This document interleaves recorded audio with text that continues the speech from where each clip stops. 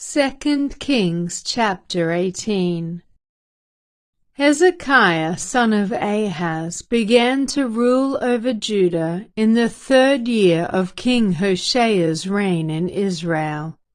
He was 25 years old when he became king, and he reigned in Jerusalem 29 years. His mother was Abijah, the daughter of Zechariah. He did what was pleasing in the Lord's sight, just as his ancestor David had done. He removed the pagan shrines, smashed the sacred pillars, and cut down the Asherah poles. He broke up the bronze serpent that Moses had made, because the people of Israel had been offering sacrifices to it. The bronze serpent was called Nehushtan. Hezekiah trusted in the Lord, the God of Israel. There was no one like him among all the kings of Judah, either before or after his time. He remained faithful to the Lord in everything, and he carefully obeyed all the commands the Lord had given Moses. So the Lord was with him, and Hezekiah was successful in everything he did. He revolted against the king of Assyria and refused to pay him tribute. He also conquered the Philistines as far distant as Gaza and its territory, from their smallest outpost to their largest walled city. During the 4th year of Hezekiah's reign, which was the 7th year of King Hosea's reign in Israel, King Shalmaneser of Assyria attacked the city of Samaria and began a siege against it. 3 years later, during the 6th year of King Hezekiah's reign, and the 9th year of King Hosea's reign in Israel, Samaria fell. At that time the king of Assyria exiled the Israelites to Assyria and placed them in colonies in Halah, along the banks of the Habor River in Gozan, and in the cities of the Medes. For they refused to listen to the Lord their God and obey him. Instead, they violated his covenant, all the laws that Moses the Lord's servant had commanded them to obey. In the 14th year of King Hezekiah's reign, King Sennacherib of Assyria came to attack the fortified towns of Judah and conquered them. King Hezekiah sent this message to the king of Assyria at Lachish: "I have done wrong. I will pay whatever tribute money you demand if you will only withdraw." The king of Assyria then demanded a settlement of more than 11 tons of silver and 1 ton of gold. To gather this amount, King Hezekiah used all the silver stored in the temple of the Lord and in the palace treasury. Hezekiah even stripped the gold from the doors of the Lord's temple, and from the doorposts he had overlaid with gold, and he gave it all to the Assyrian king. Nevertheless, the king of Assyria sent his commander-in-chief, his field commander, and his chief of staff from Lachish, with a huge army to confront King Hezekiah in Jerusalem. The Assyrians took up a position beside the aqueduct that feeds water into the upper pool, near the road leading to the field where cloth is washed. They summoned King Hezekiah, but the king sent these officials to meet with them: Eliakim, son of Hilkiah, the palace administrator; Shebna, the court secretary; and Joah, son of Asaph, the royal historian. Then the Assyrian king's chief of staff told them to give this message to Hezekiah: "This is what the great king of Assyria says. What are you trusting in that makes you so confident? Do you think that mere words can substitute for military skill and strength? Who are you counting on that you have rebelled against me?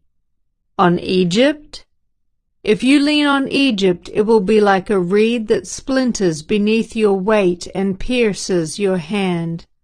Pharaoh, the king of Egypt, is completely unreliable. But perhaps you will say to me, "We are trusting in the Lord our God." But isn't he the one who was insulted by Hezekiah? Didn't Hezekiah tear down his shrines and altars and make everyone in Judah and Jerusalem worship only at the altar here in Jerusalem? I'll tell you what, strike a bargain with my master, the king of Assyria. I will give you 2,000 horses if you can find that many men to ride on them. With your tiny army, how can you think of challenging even the weakest contingent of my master's troops, even with the help of Egypt's chariots and charioteers? What's more, do you think we have invaded your land without the Lord's direction? The Lord himself told us, "Attack this land and destroy it."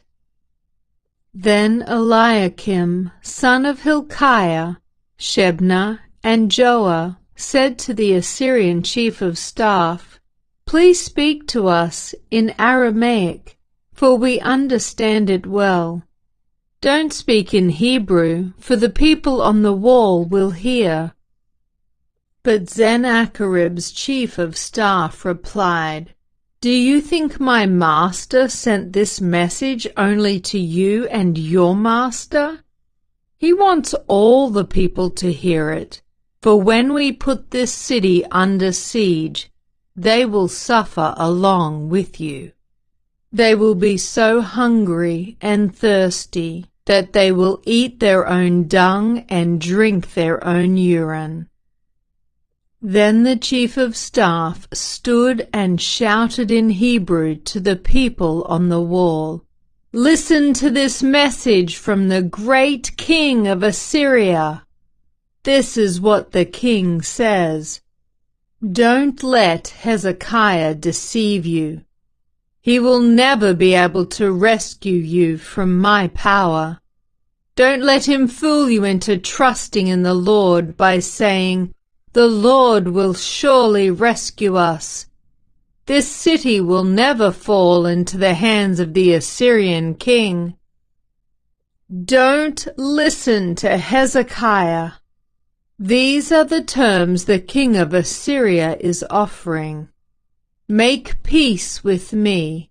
Open the gates and come out. Then each of you can continue eating from your own grapevine and fig tree and drinking from your own well. Then I will arrange to take you to another land like this one, a land of grain and new wine, bread and vineyards, olive groves and honey. Choose life instead of death. Don't listen to Hezekiah when he tries to mislead you by saying, 'The Lord will rescue us.' Have the gods of any other nations ever saved their people from the king of Assyria? What happened to the gods of Hamath and Arpad? And what about the gods of Sepharvaim, Hena, and Iva? Did any god rescue Samaria from my power? What god of any nation has ever been able to save its people from my power? So what makes you think that the Lord can rescue Jerusalem from me?" But the people were silent and did not utter a word, because Hezekiah had commanded them, "Do not answer him." Then Eliakim son of Hilkiah, the palace administrator, Shebna the court secretary, and Joah son of Asaph the royal historian went back to Hezekiah. They tore their clothes in despair, And they went in to see the king and told him what the Assyrian chief of staff had said.